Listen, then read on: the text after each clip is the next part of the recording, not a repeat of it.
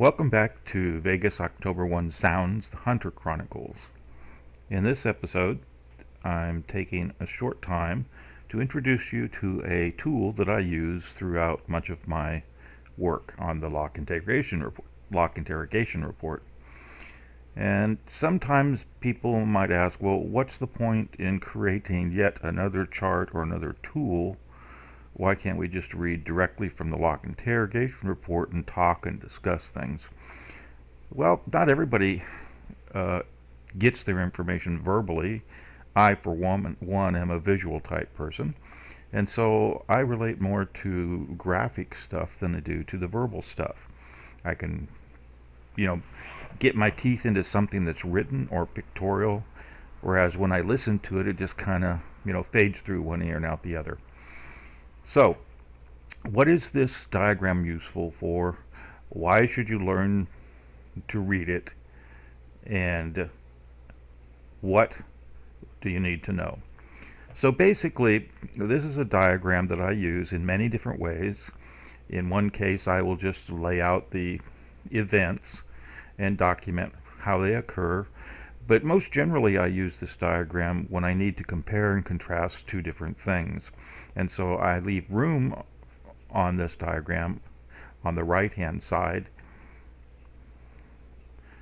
for, over on this side, I'd have another diagram, which would be a different version or something I wanted to compare to. But before we get into using this to compare and contrast, let's go ahead and talk about the elements of the diagram, which I've already introduced you to in a fairly lengthy graphic way. But I'd like to now, for those people who learn verbally, just to go over it once. So on this diagram I have, of course, a orange graphic here which represents the hallway, and traffic only flows one way through this, and that's predominantly down. For the staff, I allow them to do other things, but for the guests, you always enter at the top and always exit through the bottom. And this represents activity in the hallway, notably the 100 wing on the 32nd floor. And then in the middle of the diagram, we have events as taken from the LIR, and we list them right down through the middle. And then when you've listed them all, we go back and identify first the units, which are indivisible groupings of events for one room. So at the very top here we have the events from room 135, and in this case they occurred at 6:12 a.m. I don't have the date here, but this is the 30th. And then immediately following that at 6:13 we'll have more events for room 135, and then we'll have events for room 134. And you'll notice that after I've laid out all the events, I go back and I put these little colored boxes around them so that it's quick at a glance. I know which room they're for. Now we also have the room number listed out there, but sometimes when these things get really small, the color shows up more than the numbers, or vice versa. Now there can be multiple units, as I call them, or events for a room within one time frame. So at the 6:13 time frame here, you'll see that there's events for both 135 and 134. Well, this poses a problem, as you may already know, in that the lock interrogation report with a 1-minute resolution doesn't provide any way of identifying which group of events is first. And so we have to evaluate all the combinations of these two blocks.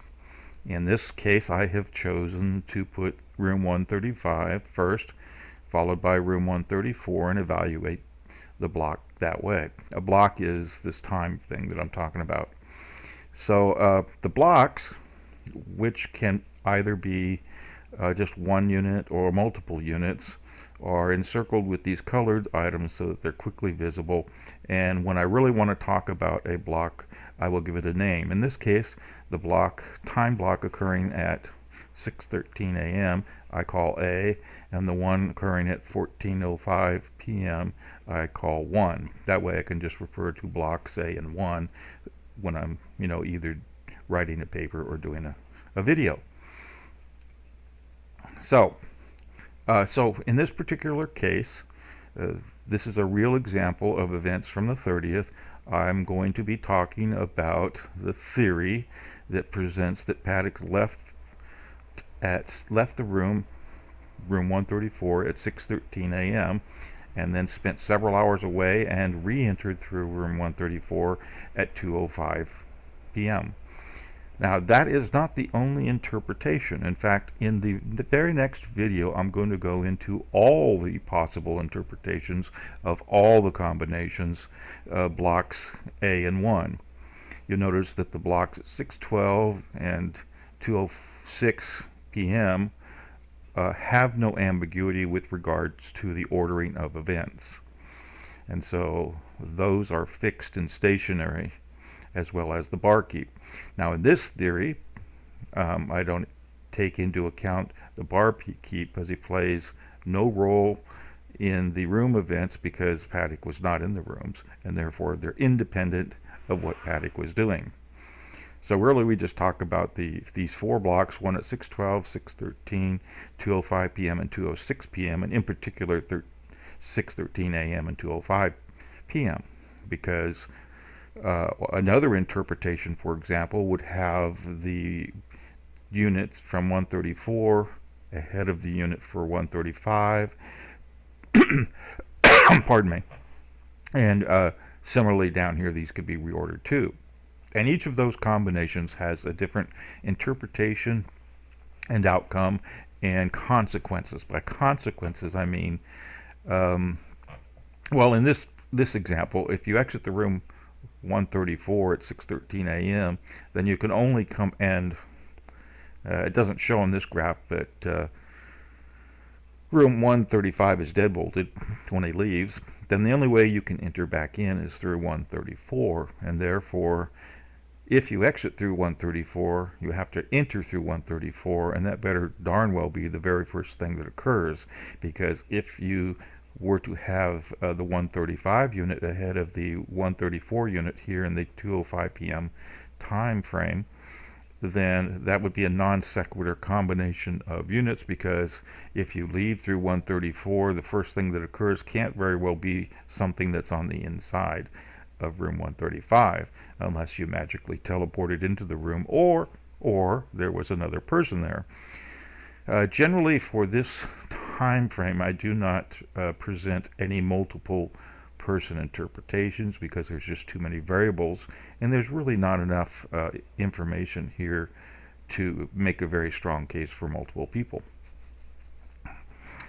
All right, so what can you get out of this?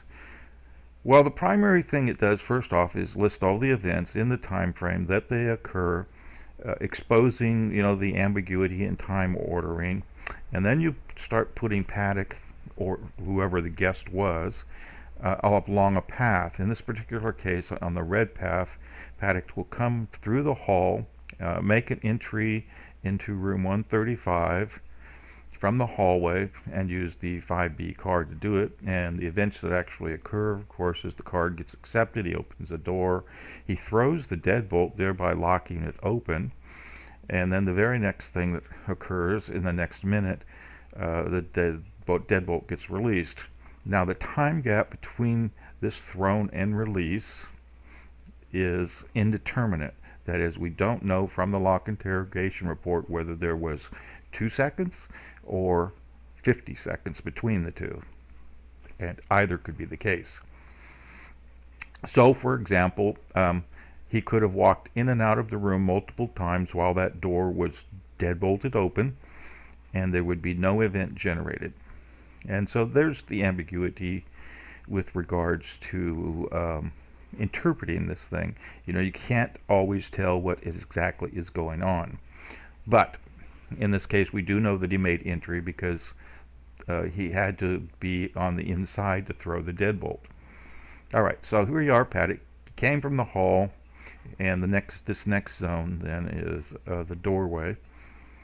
So he's either standing in the doorway, going through the doorway, or mostly in the doorway as opposed to being in the hall or in the room. And that's what this zone is, the doorway zone. And that's why the path takes a little crook here, because he spent some time in the doorway, particularly when he was throwing the deadbolt and then when he was releasing it. Then eventually he closes the door, and this forces him to be completely within the room, and hence the red path takes a jog into the room zone. And there it stays, because all of the activity is predominantly on the inside, until he makes an event in a different room, and that room is 134. And then this shows that here there is this little square bracket showing that he must have made a passage through the adjoining doors. And after he made the passage through the adjoining doors, he released the deadbolt on 134, opened it, exited, and the door closed itself, thereby preventing other people from entry, but he did not throw any deadbolts there. However, he did throw a deadbolt up here in 135 before he made the transition to 135. Now this is just one interpretation, and like I said, I'll be going in the very next video into all of the interpretations with regards to the ordering of this block, and there are 2 or 3 major interpretations that are completely as valid as the one that I've shown you here. Alright, so now we understand then that the red path in this case, you can color it anything you want. I use dots a lot, I use purple a lot for Paddock. Goes through various areas within the room as indicated by the zones. The hall is a zone, the doorway is a zone, the room is a zone, and the adjoining door is a zone. And so we continue to trace him after he comes back through 135. Here again, he enters through 134 with his 4B card, which is an interesting thing to talk about. Makes a transition through the adjoining doors, which again also poses some interesting questions, because the barkeep, while Paddock was gone, and in this scenario had done his little thing, and had the door been open, he may have provided testimony to that effect. Unfortunately, we are without any summary or transcript for the barkeep. Now, makes entry. He spends a little time here going through the doorway, and then he lets it close. He makes the transition over to back room 135, and then he releases the deadbolt. And then he proceeds to do what I call testing the cards. And as you can see, while he's testing the cards, he is mostly in and out of the doorway zone. So first, to release it, he has to be release the deadbolt, he has to be on the inside. To open it, he has to be on the inside. But then to use the card, he has to have physical access to the outside of the door, which means that after he opened it, he either stood in front of it or whatnot.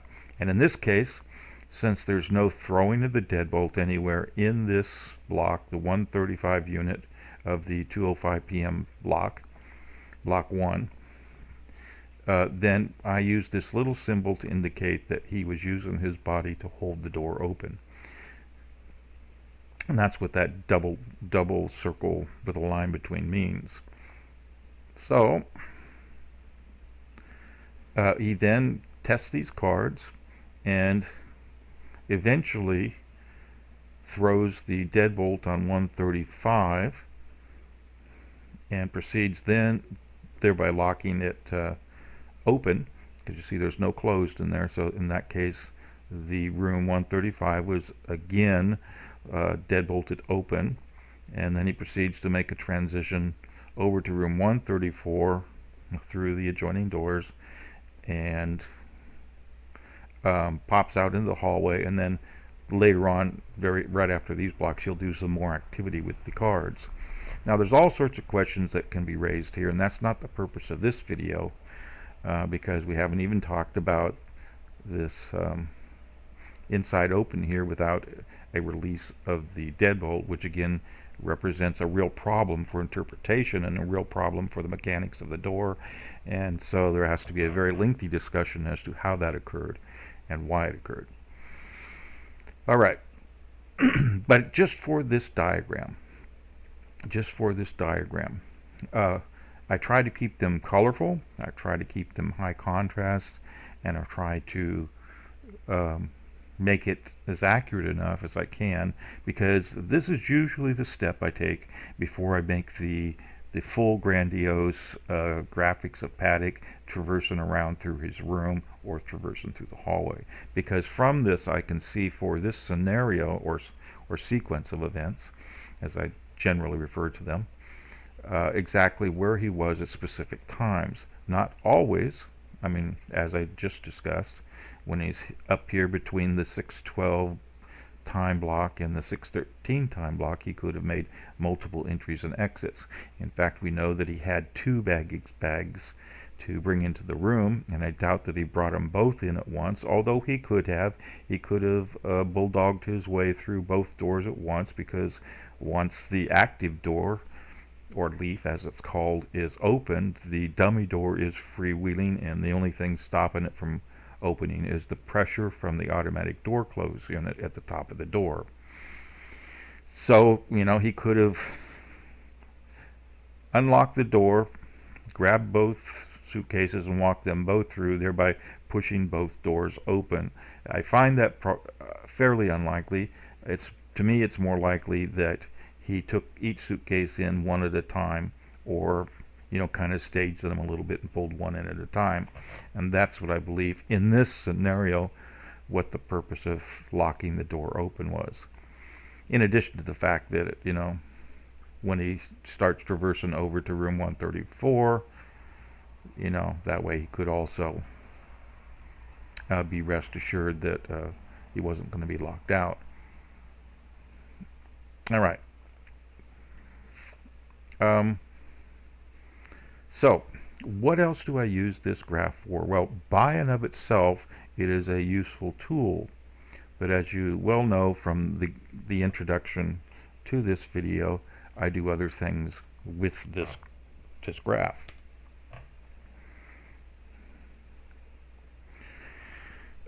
This is one example where it's actually an example from the next video where I'm talking about how all these combinations of things led to various different scenarios and theories. And I'll give you a brief explanation here, but here we see that I've used two different sequencing of events. One on the left, and on the left we have block A at the top. On the right we have we call it the block B, and basically the order of the 134 and 135 units have been reversed, and that leads to a different interpretation. And from this, then I have to document all the paths. In this case, I have combined all the paths because at the bottom of this, after the barkeep, let's see, going back over to the here at 6:13, you see there are 2 units, and at 2:05 p.m. there are 2 units, and the grand total together, there's 4 combinations of things that could occur. And so I call the top blocks A, B, and on the bottom I call them 1 and 2, and so you can have all combinations of that, which would be A1, A2, B1, and B2. And so those 4 combinations lead to 3 major theories, and the theories are that he slept in his room, or he left the room at 6:13, or he left with the barkeep. And as you can see, I labeled the block. I use the labeled block names up here to show you which scenarios are acceptable for each of the theories. And for leaving the room at 6:13 a.m., there is only one combination of blocks, A1, that is valid for that scenario. And so here you can compare and contrast all those things by using the left-hand side and the right-hand side of this event diagram. Now it's entirely up to the users what they want to put in it, i.e. me. And I have multiple different ways of using them at various times. For example, on the 25th, where there's only one room active, it's a very straightforward process. On the left here I have, the daily activity on a time accurate scale, And then I expanded out to which events were occurring when, at least in my interpretation. And once again, there are 2 or 3 different interpretations for what happened at the check-in time. And you know, each is just as likely as the other, and they each have consequences. And this is the one that Hunter preferred. Well, we'll go into that at another time. In this case, you see that the event diagram is using the right-hand side mostly to take notes, and the left-hand side is just listing the events as they occur, relating them back to the time-scaled daily events. And so it becomes very, very clear what was going on in each of these pseudo blocks of time. For example, when we have the we have a group of events here called card holder entry occurring at 1556, and that expands out into 3 events that we know: inside, open, released, and closed. Well, an inside open is an event that must occur from the inside. So somebody has to already be in the room. How'd they get into the room, and when did they get into the room? Well, we don't really know, because there was a network error there where 4 or more events were lost. Hunter and I's preferred interpretation, which has some flaws, is that approximately the same time Paddock walked up, used his 5A card, was granted entry, opened the door, closed it through the deadbolt, and then, you know, a few seconds later, he opened the door from the inside, thereby releasing the deadbolt, let the door close, and was off and about again. All right, this is an example of using the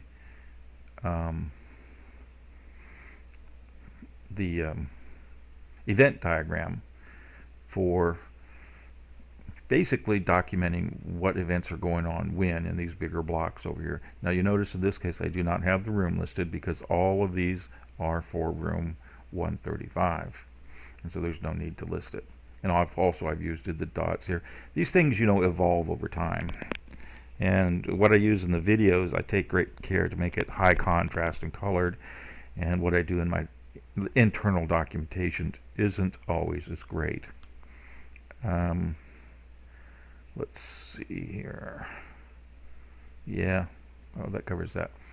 I'll also use these for, as I showed in the graphic, very great detailed notes where on the right hand side over here I'll just start writing. I'll take the sequence of events and start brainstorming and just write all my notes down there, and that way when I come back to this, everything is right there, because invariably you only work on one thing at a time, then you go off and do something, and all the information about that flushes out of your mind. And when you can come back and look at these event diagrams, this is a wonderful tool for refreshing the memory. Now, it doesn't tell you everything, but it tells you enough that you can quickly refresh your memory and get back on track without losing too many nights sleep over what the hell did I forget, or what do I remember. And yes, you know, my memory isn't as good as it was when I was 19 years old, and I'm way past 19 years old now. All right, let's go back over here to my notes and see if I've left anything out, because I don't want to spend a great deal amount of time on this, but I do want to cover the basics. All right, let's see here.